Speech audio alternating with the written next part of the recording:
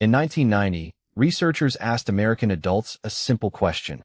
How many close friends do you have? Only 3% said none. In 2021, that same question was asked again. This time, 12% said none at all. By 2024, it was 17%, nearly 1 in 5 adults, saying there is no one they'd call a close friend. We didn't lose our friends overnight. It happened slowly enough that most of us never noticed the room emptying out around us. One missed dinner, one skipped call, one maybe next time at a time. In 1990, a third of Americans said they had 10 or more close friends. By 2021, that number had fallen to 13%. Men were hit hardest. In 1990, only 3% of men reported having no close friends. By 2021, that number was 15%, a five-fold increase. And it isn't just about friend counts. Between 2003 and 2020, the average American lost 20 hours a month they used to spend with friends and gained 24 extra hours a month spent completely alone. But the problem was never simply that we have fewer friends. The problem is what loneliness actually does to a body. In 2023, the U.S. Surgeon General released an advisory with a striking comparison. The health risk of chronic loneliness is similar to smoking up to 15 cigarettes a day. Not a metaphor, a measured, physical risk to the heart, to the brain, to how long we live. Here's what makes this strange. We have never been more digitally connected. The average adult checks a phone dozens of times a day, scrolls through hundreds of updates from people they call friends. But researchers keep finding the same thing. Replacing in-person time with scrolling time doesn't fill the gap.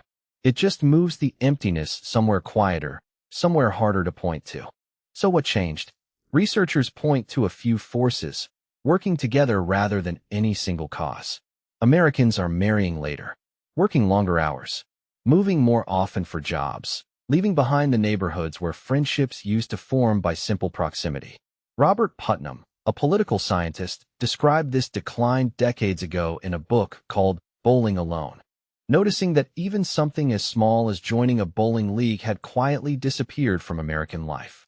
Community groups, church attendance, unions, clubs, the ordinary, repeated gatherings that used to manufacture friendship as a side effect, kept shrinking, one meeting at a time. This isn't spread evenly. Adults without a college degree are more than twice as likely to report having no close friends as college graduates. Single men are hit particularly hard. 1 in 5 report no close friends at all. And loneliness doesn't stay a private problem. People with more close friends are far more likely to vote, to volunteer, to show up at a town meeting, to talk to a stranger. Friendship, it turns out, isn't just personal comfort. It's one of the quiet mechanisms that holds a community together. Every study that documents this decline points toward the same, almost boring fix.